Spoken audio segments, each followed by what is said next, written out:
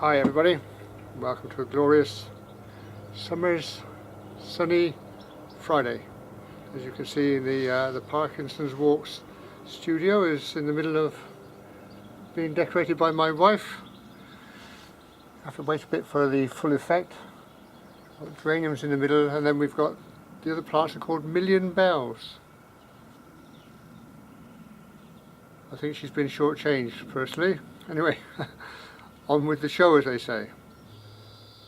Right, but we've got a fair bit to get through again today, as per usual on a Friday. Now, film club, there will be a film club at the end of this, and it concerns birds in this garden. I'm making the point that the sort of birds that we've been filming are probably in most gardens, but most people don't bother to look. We're all too busy, aren't we, rushing around. Now, I know some of you are from exotic places other than this country, but I know that most of you have spent some time, if not lived, in this country, so you'll bear with us, I'm sure. Right, so that's at the end of the film. I'm not sure if to call it film club or music club, to be honest, because most of them it's the music that inspires me. We'll see. Right, now, matters arising then. Sharon Idle.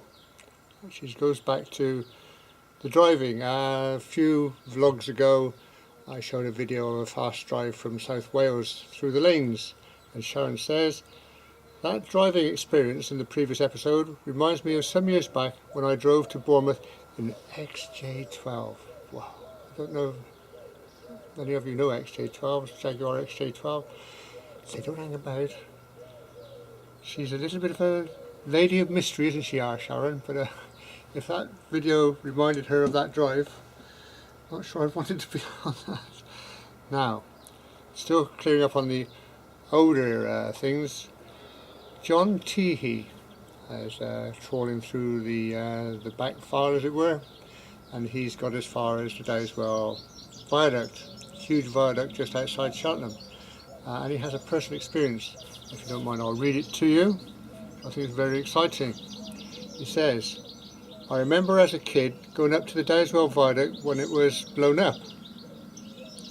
There were dozens of cars which pulled off the side of the A40. They sounded a few warning whistles and then kaboom. The several hundred people that were not that far away, maybe 200 yards, were pelted with bits of brick, some pieces of viaduct, some clanking off the cars. Afterwards, everybody rushed up to the now demolished viaduct to collect some remnants. I remember going back several times with my mother and loading at the back of our Morris Traveller. Remember those? Morris Traveller. With perhaps 100 bricks or more. There's a pathway in the garden made of these red and purple bricks. Would prefer if they'd been left in that beautiful viaduct, but that's what they did 50 years ago. What an experience. And we complain, don't we, about health and safety, but you can see in a situation like that, they're saving us from ourselves, really, and pelted with bits of brick.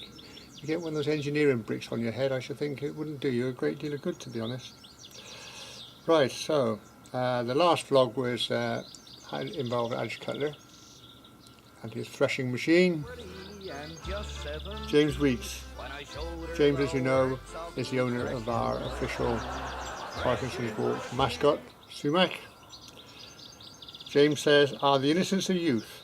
I had to explain to Sumac what a threshing machine is. Not a conversation I was expecting to get in with her at this point. James. Jim Nichols said, I don't remember learning that song at Sunday school, Ron. No, Jim, I don't suppose you did. Actually, Jim Nichols designs, makes and flies kites. And if you want a relaxing view, go on to Jim's site. If you click on the name Jim Nichols and any of his comments, it'll direct you straight to the site. And he has some glorious kites and some wonderful music, and it's very relaxing. I can thoroughly recommend it to you. Right, Sumac. Sumac's joined us here. We're now on to North Leach. Sumac MacArthur. I think I could pass for one of those woolies. Can't wait to get shorn myself. Quite hot here. Thanks for taking me along. That's James is coming from Canada, of course. bit warm over there then. Actually, I've got a bit of a trimming issue here going on here at the minute. I'll sort that out sooner or later. James said the walk was rather good. I wish I had the knees to wear shorts. Doorknobs, I'm afraid. I've not heard that before. Doorknobs. Relegated to long trousers so not to embarrass the official virtual mascot. Good old James. Andrew, or Andrew Merriman, says he looks forward to our trips around the Cotswolds because my walks are easier on his knees than his walks. We were talking of dogs, Andrew and I, going back a little while, out filming, and I said I don't mind it providing I don't get a farmer's dog clamped to my leg. Andrew said, well, you're lucky if that happens. I'm so thin the dogs try to bury me.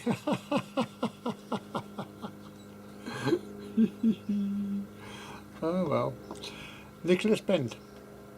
And we're now at Hampnet,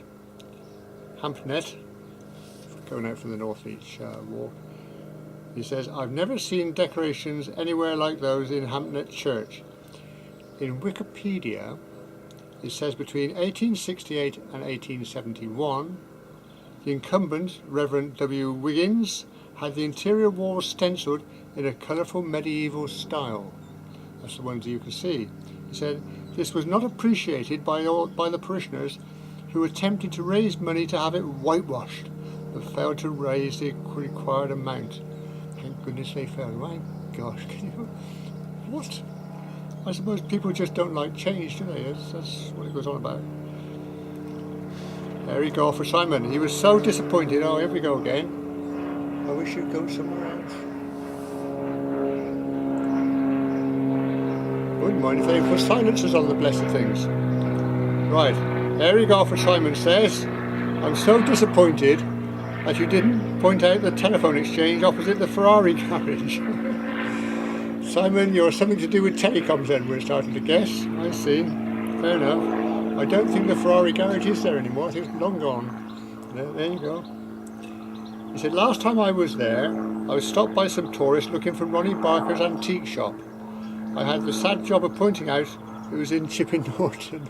I mean, that's only about 20 miles out. If my wife's navigating, that's seen as a near miss, I reckon. 20 miles, gosh. When I was scuba diving and went to down onto the south coast, Swanage I think it was, we were the only couple that arrived by ferry.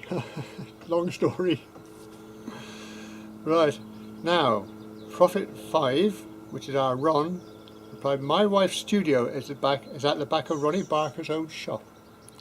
At the top of the connecting stairs is a lovely mural of Ronnie's alter ego, Arkwright.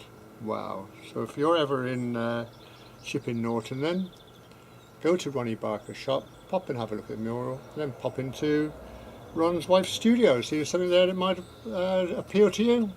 You never know. Go and say hello anyway. Now Peter says he thanks for that nice walk around home.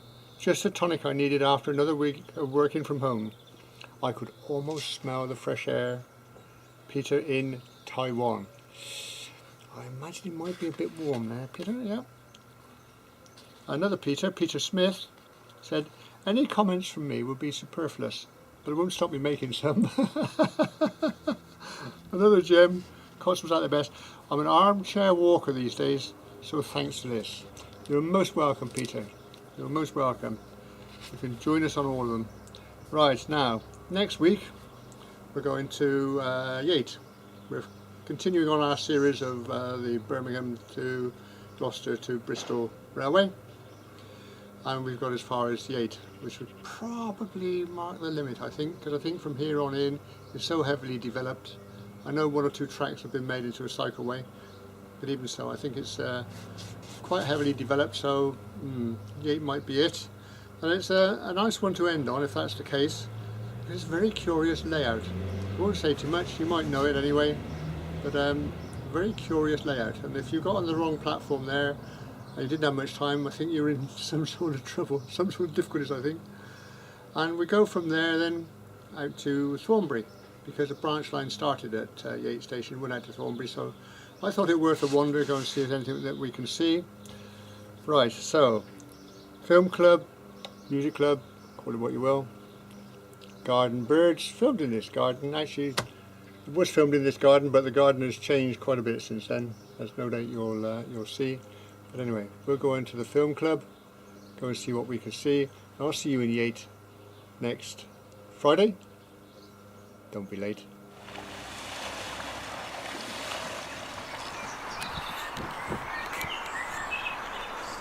The film you're about to see was shot in this postage stamp sized garden.